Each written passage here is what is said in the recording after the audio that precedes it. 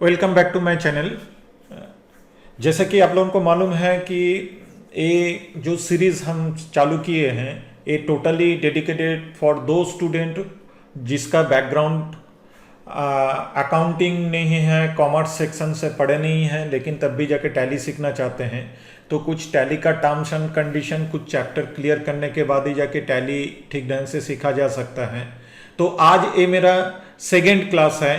पहला क्लास में अकाउंटिंग का बेनिफिट, अकाउंटिंग क्यों इसलिए हम लोग करते हैं, क्या क्या एज्यूम का ऊपर हम लोग एक तो अकाउंटिंग बेस करता है, ये सारी चीज़ हम लोग डिस्कस किए हैं वहाँ पर। आज जो डिस्कस करेंगे आज का क्लास में, ये मेरा सेकंड क्लास है, यहाँ पर जो चीज़ हम डिस्कस करेंगे दैट इज़ कि एक बिजनेस का कुछ वर्ड, हाँ एकदम बिजनेस में हम लोग जब भी जाके अकाउंटिंग करते हैं वहाँ पर जो कुछ वर्ड का इस्तेमाल करते हैं वो क्या चीज़ है, प्लस कुछ और चीज़ जो भी है। हम लोग सबसे पहले कोई बिजनेस अगर चालू करेंगे करके अगर सोचेंगे तो सोचने के बाद ही जाके सबसे पहले जो चिंता दिमाग में आता है कि उसका फंडिंग कैसा करके आएगा। तो फंडिंग करने के टाइम हम लोग एक ने तो क्या करते हैं कि जो भी ओनर है वो जाके खुद फंड कर देता है, वो खुद ही पैसा दे देता है, या बिजनेस में एक बोलने से वो जाके कैश भी दे सकता है, या बिजनेस में ज़रूरत कुछ थिंग्स भी दे सकता है, जो कुछ भी ज़रूरत है। जैसा कि सोच लीजिए कोई उसके पास एक तो कोई मशीनरी था, वो बिजनेस में ज़रूरत है तो मशीनरी को दे दिए। तो यहाँ पर एक तो चीज़ आप लोगों को दिमाग में रखना पड़ेगा कि पहला क्लास में 100 बार हम बोल चुके हैं कि बिजनेस एक अलग चीज़ है और बिजनेसमैन एक अलग चीज़ है। तो यहाँ से सिलसिला स्टार्ट होता है कि बिजनेसमैन कोई पैसा अगर दिया या कोई थिंग्स अगर दिया, ये दोनों को ही बोला जाएगा बिजनेस का कैपिटल, ये दोनों को ही बोला जाएगा बिजनेस का कैपिटल। जैसा कि मान के चलिए कि हम लोग कौन सा कंपनी का काम अभी कर रहे हैं ना, जैसे कि सोचिए एबीसी लिमिटेड का काम कर रहे हैं, ठीक है। एज्यूम ये कर रहे हैं कि एबीसी लिमिटेड बोल के कोई कंपनी का काम अभी हम टैली में बैठ के कर रहे हैं। तो जहां से भी ओनर पैसा दिया या कुछ और चीज दिया उसको तो हम लोग क्या बोलेंगे ना, थोड़ी देर पहले हम बताएं कि कैपिटल बोलेंगे। जैसे कि कैश दिया है 2 लाख रुपीस और दूसरा जो मशीनरी उसका वैल्यूएशन हम लोग निकाले 1 लाख रुपीस।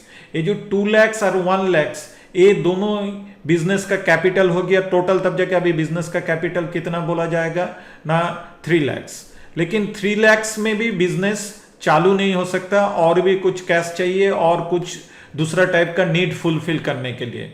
तब जाके कहाँ हम लोगों ने गया ना, जाके हम लोगों ने बैंक से कुछ लोन ले लिया, बैंक लोन लिया, ठीक है। बैंक लोन लिया, सपोज सोच लीजिए कि हम 3 लाख रुपीस बैंक लोन लिया। कोई और मेरा रिश्तेदार से भी और जाके अनदर जाके बोलने से 5 लाख रुपीस लिया, ठीक है।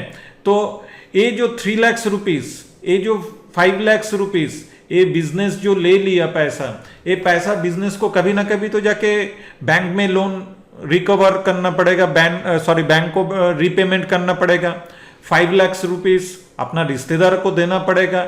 इसीलिए ये सारे पैसा को हम लोग बोलते हैं कि बिजनेस का लायबिलिटीज, बोलने से business is liable to pay bank, business is liable to pay relatives, माने इसको पे करना पड़ेगा।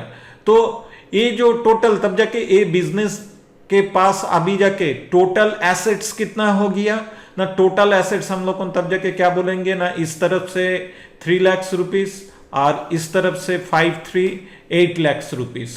तो टोटल हो गया कितना ना, 11 लाख रुपीस बिजनेस का एसेट्स हो गया। तो एसेट्स हम लोग किसको बोलेंगे ना, जो भी पैसा आता है, जो भी थिंग्स आता है, ये सारे चीज को हम लोग एसेट्स बोलेंगे।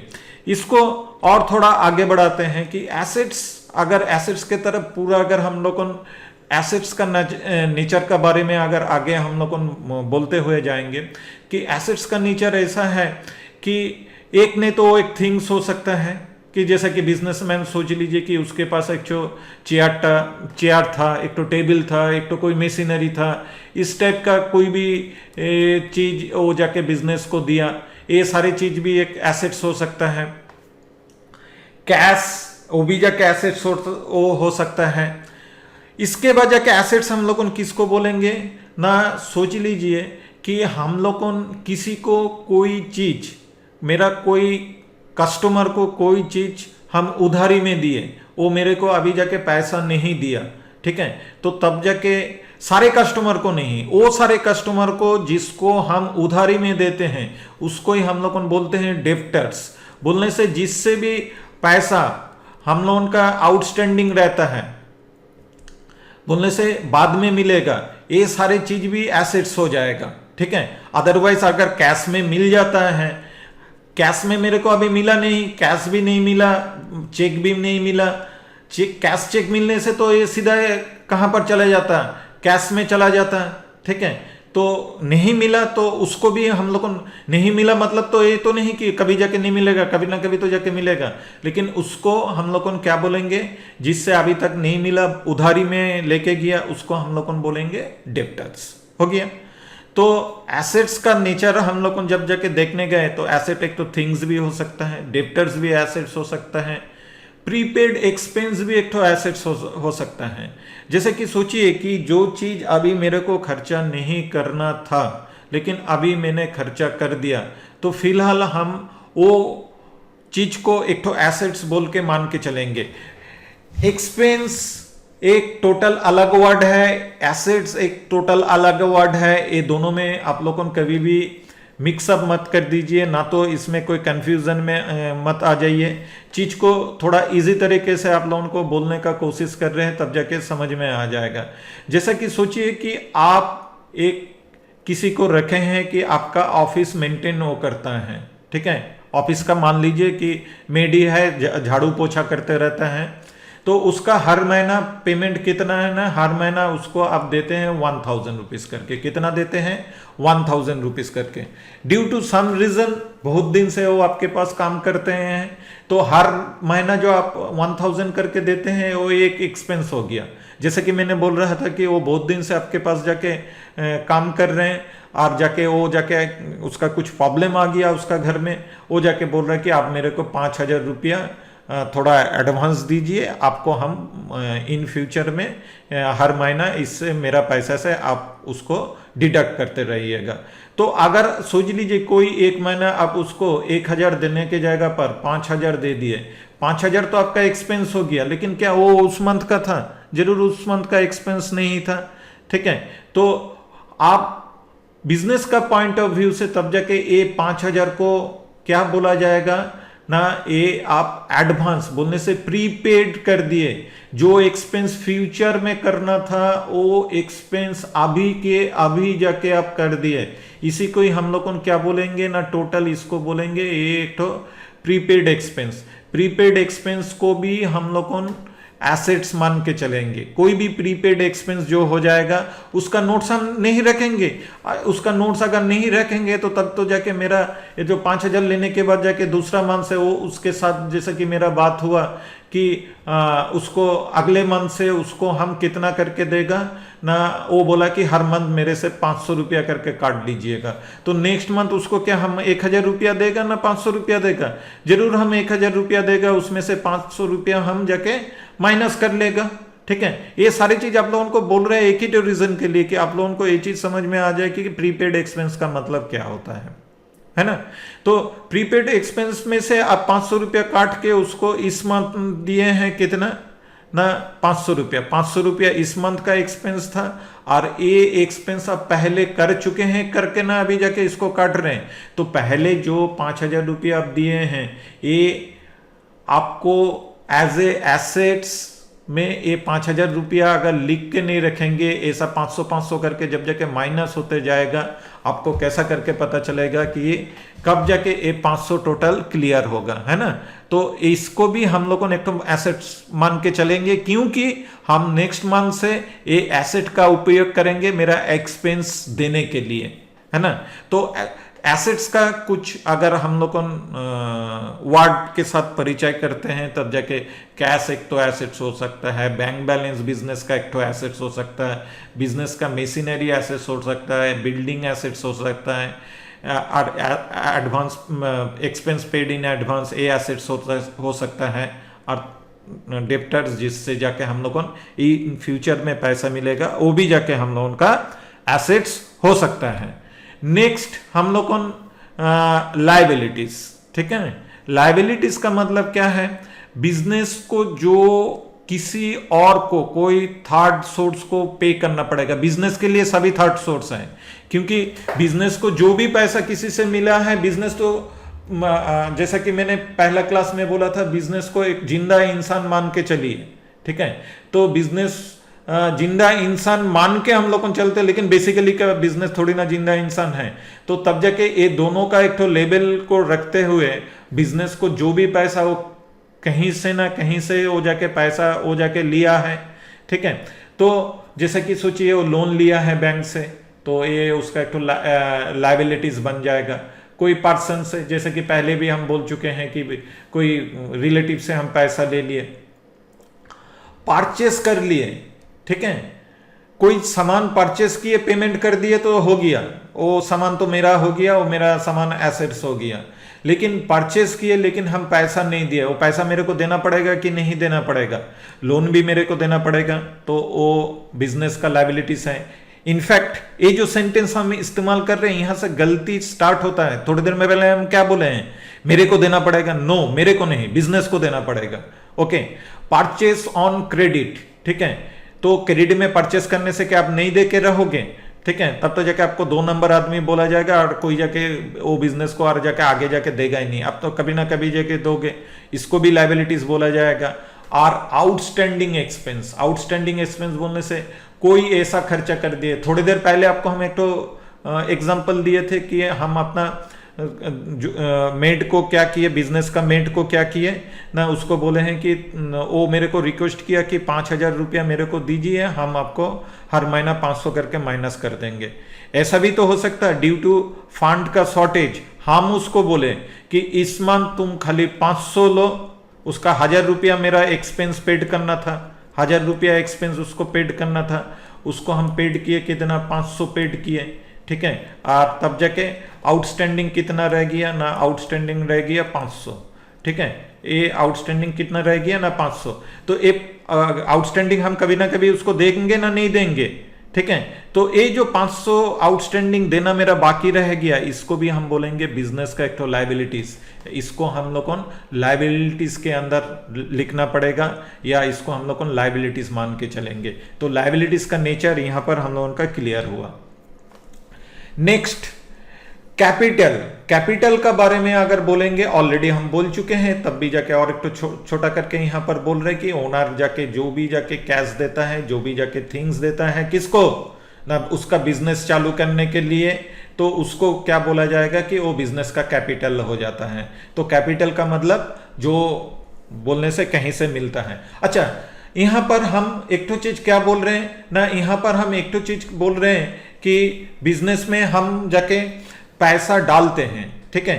तो बिजनेस में बिजनेसमैन को हम अगर एक तो अलग कर देंगे, तो कैपिटल का यहां पर हम अगर सोचिए कि बिजनेसमैन बिजनेस को कितना दिया ना, मान के चलिए 1 लाख रुपया दिया, बिजनेस को 1 लाख रुपया दिया, तो तब जाके कभी ना कभी तो जाके बिजनेस को वो 1 लाख रुपया चुकता करना पड़ेगा या नहीं पड़ेगा।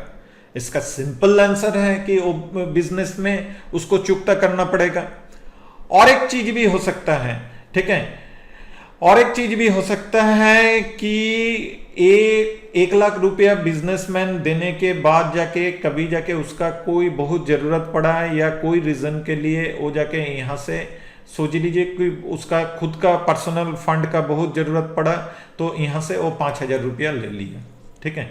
तो बिजनेस तब जाके उसको आखिर में जाके कितना देगा, और कितना देगा, 95,000 देगा ना, उससे ज्यादा पैसा कुछ दे देगा, 95,000 ही, तब जाके उसका कैपिटल कितना लिख के रखेगा, 95,000, 1 लाख रुपया लिख के नहीं रखेगा।